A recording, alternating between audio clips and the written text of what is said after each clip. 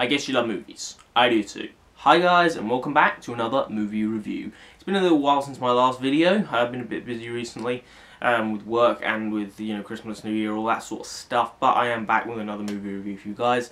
Today I'm going to be reviewing The Favourite, Yorgos Lanthimos' new film starring Emma Stone, Rachel Weisz, Olivia Colman, and Nicholas Hoult.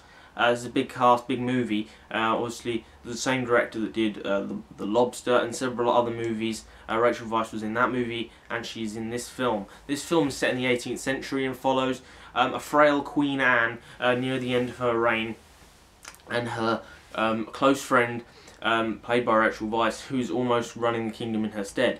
But when Abigail, a new servant who's come from high places, who has fallen far, begins to manipulate and begins to come close to the Queen, those three characters' relationships change and mould as the story goes along. So, what do I think of this movie? Well, I enjoyed it, specifically several aspects.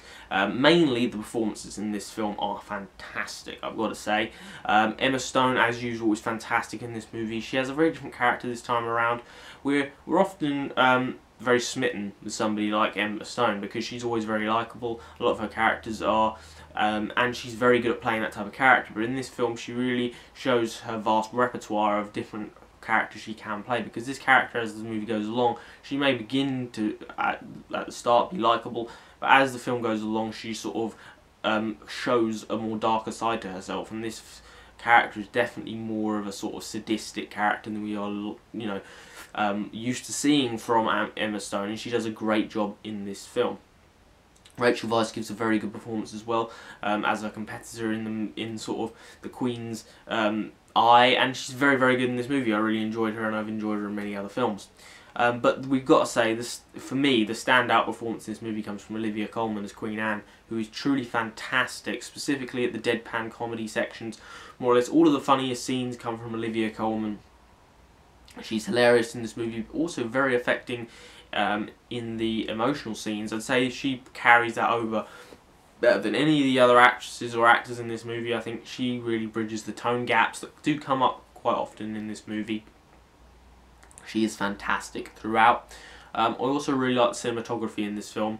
Yorgos Lanthimos has a kind of very unique visual style, and the way he uses this distorted sort of wide-angle lens, specifically with several pans throughout the film. The visual style definitely reminded me of Kubrick and Barry Lyndon. The score also reminded me of Barry Lyndon and 2001 in periods. This movie definitely has a mixture of inspirations from Kubrick to sort of Cukor or Hawks, those sort of romantic screwball comedies from the 1940s. And that mixture is kind of interesting, and it makes it a very interesting movie to watch, but a slightly sort of jittery and tonally inconsistent film at times. It feels, like I said, a little tonally inconsistent, and sometimes the pacing is a little bit up and down. Sometimes you feel like a lot of stuff is happening all at once, and then there are long periods of very little.